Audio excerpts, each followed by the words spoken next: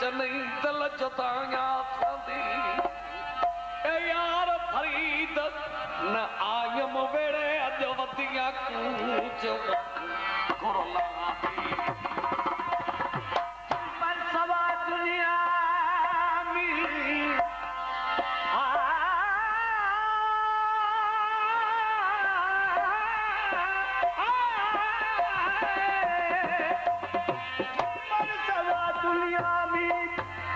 जिंदगी छा कंदी महबूबा त मिलकता दौलत छा कंदी महबूबा त मिलकता दौलत छा कंदी त हसीनन का सवा हाजी छा चवे दौलत हयाती छा कंदी हो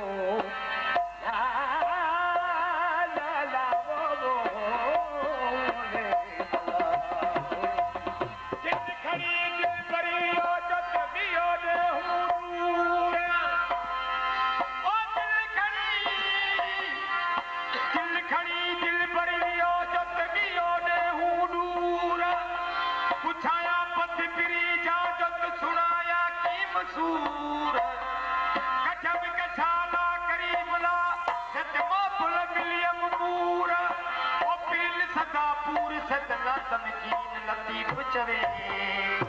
भला भला हो मुझे मोला हो भला दिल पर से दीदार दया ओ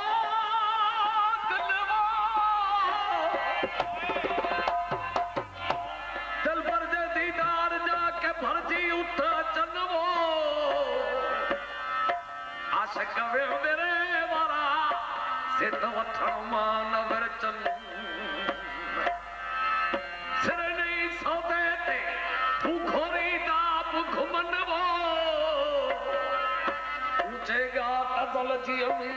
अचो पतंग जी पचन जेके दावा रखल दोस्ती में से त मथो न मागो कन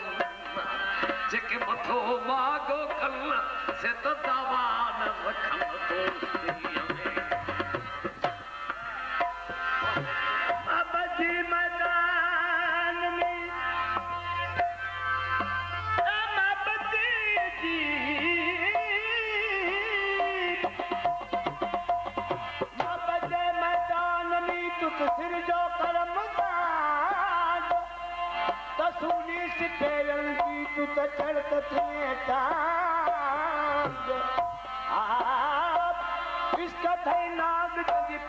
खबर तो ला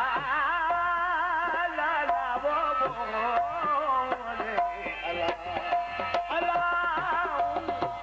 सोना सजन एडी बेरुखी अख्तियार करण मुनासिब न आहे कहिड़े कानून में रवाज जो थिॾियूं फुरियो धारा हणो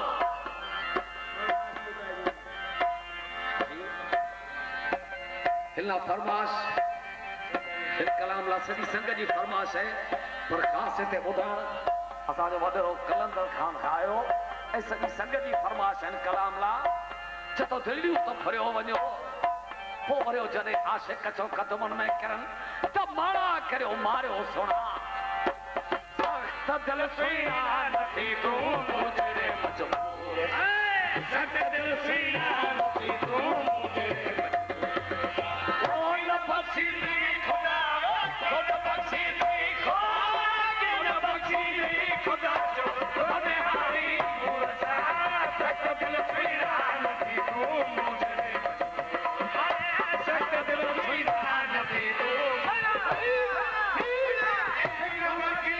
खुदा खुद बख्शी